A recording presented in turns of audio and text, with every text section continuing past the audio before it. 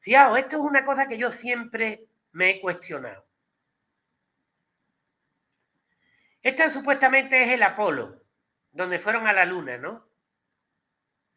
Me acuerdo una vez que estaba comiendo con un profesor experto en viaje a la Luna de la universidad, viaje así al espacio, no sé cómo se llaman, si astrónomo. Bueno, estábamos ahí comiendo en México, en la Ciudad de México, y entonces pues cuando estábamos comiendo digo, hombre, esta es mi oportunidad, digo, esta es mi oportunidad. Agarré el teléfono, saqué esta fotografía del Google que veis aquí,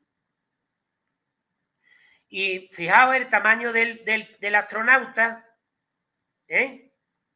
Y fijaos aquí, entonces yo le dije, Quillo, pues mira, explícame tú cómo metieron el carro aquí dentro y cómo lo sacaron y cómo lo montaron, porque no sé si alguno de ustedes ha estado de mecánico, que no veas para meter un tornillo el trabajo que te cuesta.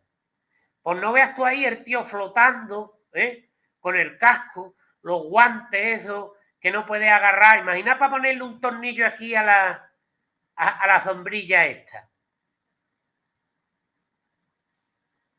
Entonces, señores, esto no nos sirve para nada, ¿no?